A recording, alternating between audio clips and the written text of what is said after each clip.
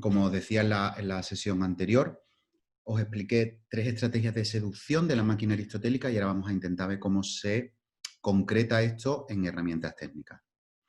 Entonces, la primera, que os recuerdo que la primera estrategia de seducción es todo lo que hay, todo lo que aparece en escena y todo lo que se cuenta es importante. Yo la relaciono con lo que yo denomino, porque hay tecnologías diversas, historia y trama. Es decir, nosotros tenemos una historia, cualquiera, una historia, y de esa historia nosotros vamos a seleccionar una serie de elementos que son los que van a pertenecer solo a nuestra manera de contar esa historia. Esto se ve especialmente claro cuando es una historia ya conocida. Por ejemplo, voy a poner el ejemplo de Edipo, que es como bastante fácil con el que es bastante fácil de explicar y que todo el mundo conoce. Tenemos la historia de Edipo. La historia de Edipo, ¿cuándo empieza? Empieza cuando nace Edipo y sus padres van al oráculo a preguntar por su futuro. Y ahí, bueno, no lo cuento entero, entiendo que más o menos todo el mundo conoce esta historia. Y entonces ahí hay una predicción y esta predicción desencadena una serie de acciones que terminan finalmente con Edipo cumpliendo esa predicción, casándose con su madre, matando a su padre y descubriendo que él es el asesino de su padre y que se ha casado con su madre y por tanto sacándose los ojos y yéndose de Tebas. Esta sería la historia, con todos los acontecimientos que ocurren por medio. Pero después, a la hora de escribir nuestra pieza, nosotros seleccionamos de toda esa historia, primero, dónde empezamos a contar, porque podemos empezar a contar efectivamente cuando nace Edipo, o podemos empezar a contar después y toda la información que sintamos necesaria para que el público siga la historia, la incluimos desde el momento en que nosotros vamos a empezar a contar. Esto que, ¿cómo hace, por ejemplo, Sófocles? Sófocles lo que empieza diciendo hay peste en Tebas, es decir, no empieza cuando nace Edipo, ni siquiera cuando Edipo mata a su padre, ni siquiera cuando Edipo se casa con su madre, sino años después, cuando ya es el rey de Tebas y hay una peste que está asolando a la ciudad. Y es la petición del pueblo de que busque la solución a esa epidemia la que provoca, la que se marca como inicio de la historia. Entonces, todo aquello que necesitamos, que Sófocles piensa que se necesita saber, que ha pasado antes de ese momento de la peste en Tebas, lo va a contar durante el intento de resolver la peste en Tebas, que es lo que hace Edipo. Edipo lo que hace es todo el rato investigar quién ha sido el asesino de Layo, que él no sabe que es él, y cuando lo descubra se resolverá, se acabará la peste en Tebas. Por tanto, la trama, en el caso de Sófocles, lo que hace, fijaros, es si el final de la historia es que Edipo descubre que es el asesino de su padre y sale desterrado, y el principio era el nacimiento de Edipo, o cuando los padres de Edipo descubren la profecía sobre su futuro, fijaros que lo que hace Sófocles es empezar muy cerca del final. Y todo a lo que necesita contarnos de antes de ese momento, lo cuenta durante ese tiempo. Es decir, todos esos antecedentes y solo nos cuenta la información realmente imprescindible para que entendamos esa trama. Entonces, resumiendo, ¿qué es lo que hacemos con la trama? Decidir, seleccionar del material total cuál es el necesario para que el público entienda la historia y la siga. Ni uno más, nada más que eso. Por tanto, todo lo que ocurra es importante. Y aquí conectamos con la estrategia de seducción de la que os hablaba en la cápsula anterior. Claro, cuando tenemos una historia que existe previamente, como Edipo Rey, es muy fácil ver la diferencia entre historia y trama. Cuando es una historia original que nos estamos inventando, no es tan fácil ver esa diferencia, pero la hay igualmente.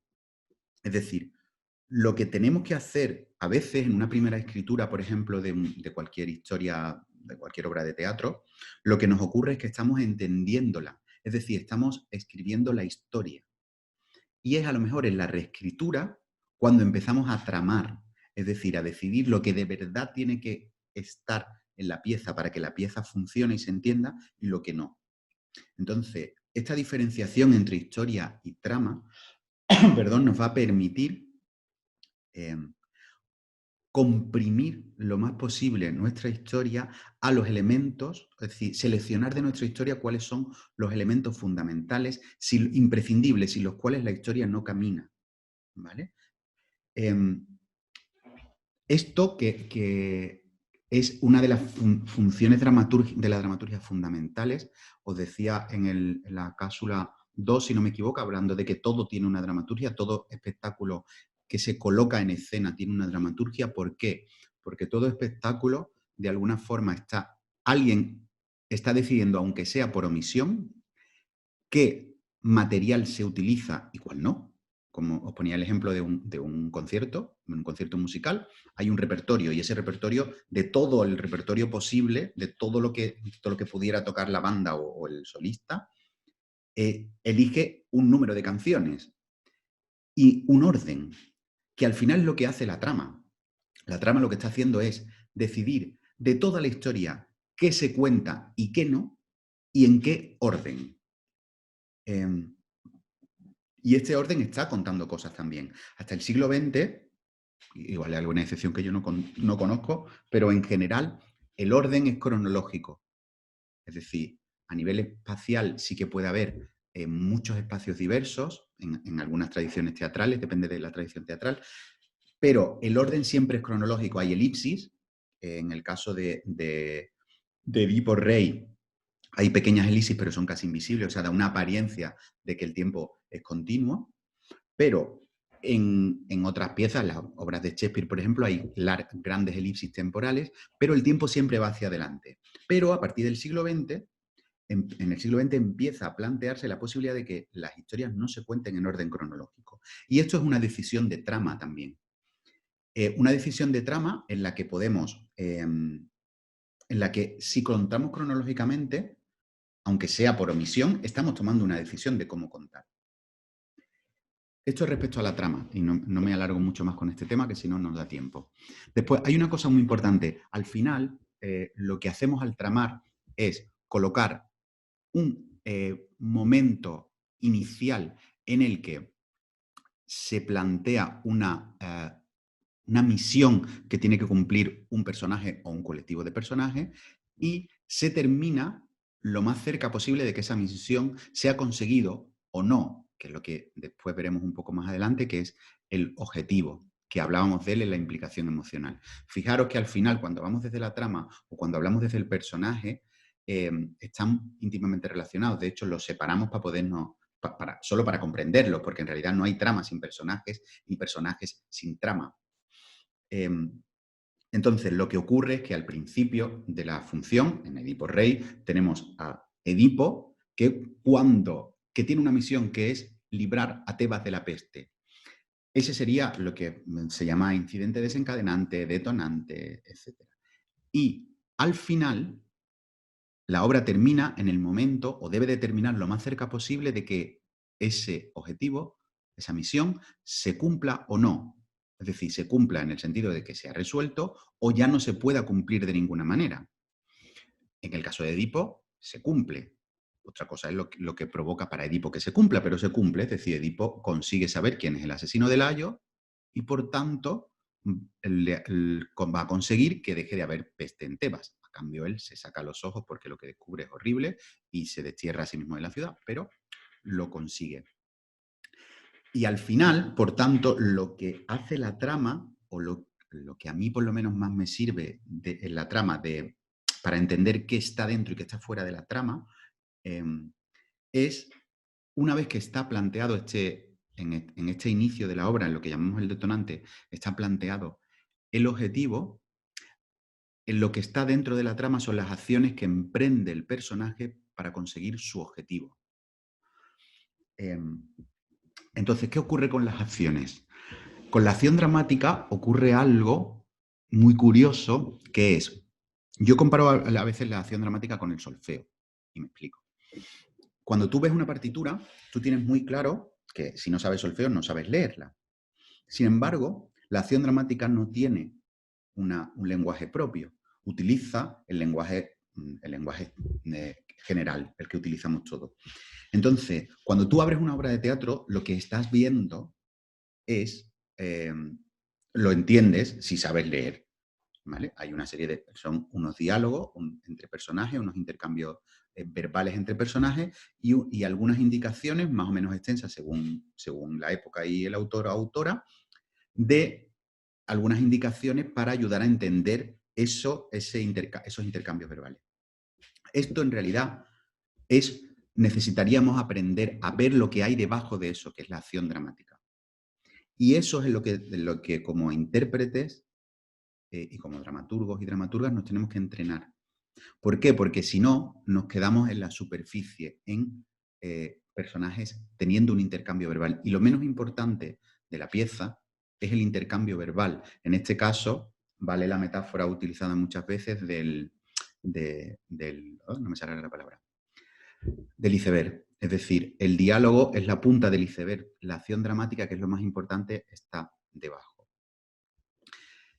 En esta línea yo recomiendo mucho, para entender esta máquina aristotélica y esta forma de concebir la acción dramática y la trama, os recomiendo mucho a David Mamet. Su libro, Los tres usos del cuchillo es un libro maravilloso, pero a mí, incluso como dramaturgo, me interesa más verdadero o falso, y creo que uno de los últimos libros que ha publicado como ensayista de teatro, que es Manifiesto, que me parece un libro excepcional. Y Mamet utiliza un ejemplo que me interesa mucho, que es, para explicar la diferencia entre lo que es acción y lo que no lo es, un chiste en el que, en cualquier chiste, el mecanismo del chiste permanece en el chiste solo aquello que va a servirnos para la resolución cómica final. Todo lo que no sirve para eso nos está molestando. Y él pone un ejemplo que me parece muy guay. Un tipo, creo que plantea algo, un tipo entra en un prostíbulo en no sé dónde. El tipo tiene 20 y tantos años, su padre no sé cuántos, lleva una ropa no sé qué. Todo esto, que es caracterización, nos está distrayendo de la acción. Porque en este caso, en la máquina, que es un chiste, es: voy a prepararte lo más rápido posible para hacer una descarga cómica que te sorprenda y que te haga reír.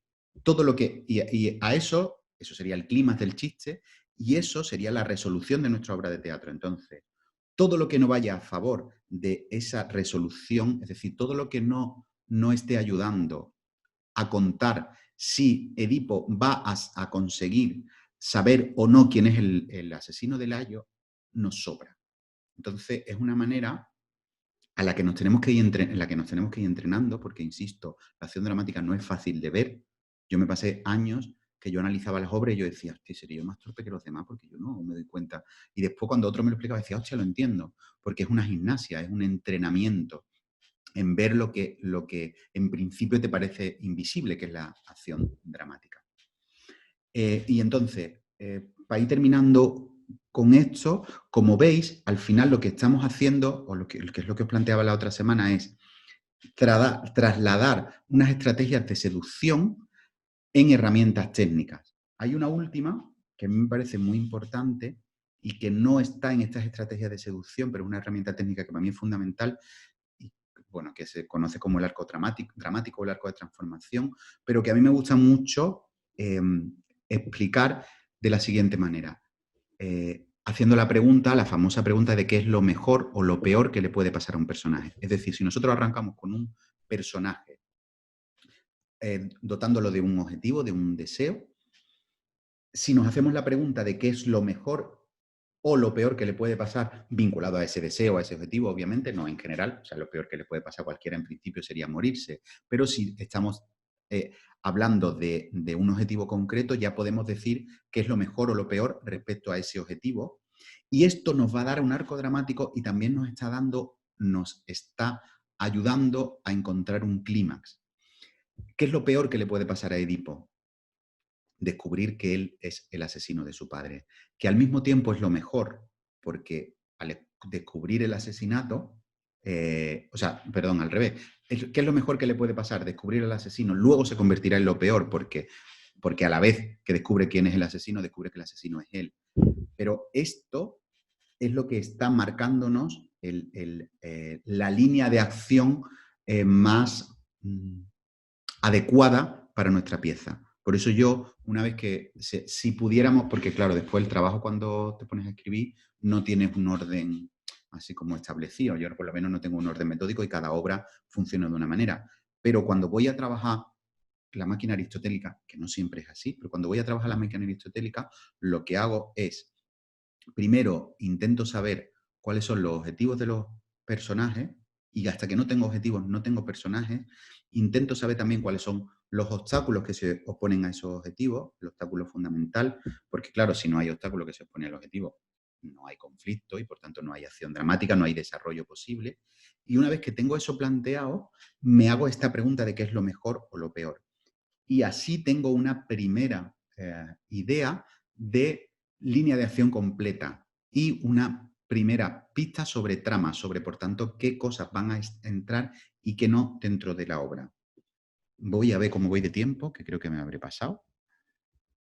Pues sí, pero voy a intentar explicar 4 cosas que me faltan. La primera, como os decía, no hay un método. Y lo importante es que cada cual encuentre su manera de comprender tanto la máquina aristotélica como cualquier otro dispositivo con el que queráis trabajar. Segundo, al final, lo que hacemos en cada obra, en cada pieza artística, escénica que generamos, es proponer un juego que nos inventamos nosotros con unas reglas que decidimos nosotros, que se inserta en otro juego mayor, que es el espectáculo en vivo, que a su vez se inserta en otro juego mayor, que es la propia vida. Entonces, yo os invito a ser muy libres a la hora de decidir juegos y que podemos utilizar la máquina aristotélica, pero que no debe de ser una obligación ni una cadena. O sea, hay gente que tiene una cabeza que entiende perfectamente el trabajo de la poética, la máquina aristotélica. Vale, perfecto. Pero no tenemos que empeñarnos en esa si la tuya es otra. Es como si, utilizando un ejemplo de una de las cápsulas anteriores, si tú eres una actriz con mucha personalidad, que no vas a desaparecer nunca tu personalidad detrás del personaje y te empeñas en ser lo contrario. O sea, yo creo que aquí, como os decía, lo que hay es que profundizar en lo que somos y no empeñarnos en ser lo que no somos. Y por último, al final esta máquina, como os decía también respecto a los cuestionamientos de los modelos de representación escénico a partir de los años 70 y 80 del siglo XX, al final cualquier modelo de representación, y el modelo aristotélico es un modelo de representación de la realidad, está contándonos cómo funciona, nos está dando una visión del mundo, nos está explicando cómo funciona el mundo y cómo es el alma humana. Entonces, hay una cosa que tiene el modelo aristotélico que es, primero, la confianza en que se puede explicar el mundo y en que se puede definir de alguna manera el alma humana. Todos los cuestionamientos de lo que se ha venido se da en llamar postdrama, o da igual la manera, pero todos los cuestionamientos desde la escena contemporánea de la máquina aristotélica, no ya a finales del siglo XX, sino desde principios del siglo XX y probablemente ya desde el realismo y el naturalismo, y podemos seguir para atrás, pero me quedo ahí.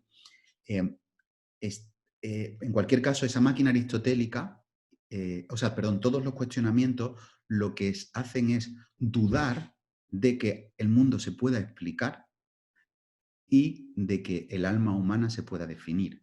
Entonces, nuevamente, y volvemos al principio con esos dos extremos que son el espectáculo en vivo con ficción en la que se duplican los 4 elementos y el espectáculo en vivo sin ficción en la que todo es real, volvemos a tener aquí como una antítesis. Tenemos por un lado la máquina aristotélica, que es la que nos va a poder dar una explicación de la realidad, es decir, va a dotar a la vida de sentido, cosa que los seres humanos necesitamos, y por otro lado tenemos todos los cuestionamientos de la máquina aristotélica que lo que están haciendo es cuestionar esa posibilidad de generar sentido. Y digo esto porque al final las máquinas siempre están en función de algo. Y porque hacernos las preguntas de para qué sirve el teatro o para qué sirve la escena y encontrar nuestras propias respuestas son el primer paso hacia generar una dramaturgia, nuestra propia manera de ser dramaturgos, dramaturgas. Porque cuando sepamos para qué sirve el teatro, para qué queremos usar el teatro y la escena, vamos a decidir, por tanto, qué queremos poner en la escena, qué no y en qué orden. Y con esto, que es mucho y a la vez no es nada, termino. Espero que estas clases os hayan servido para cosas y sobre todo que busquéis vuestras propias explicaciones a las cosas que al final son las que sirven. Gracias por escucharme y atenderme.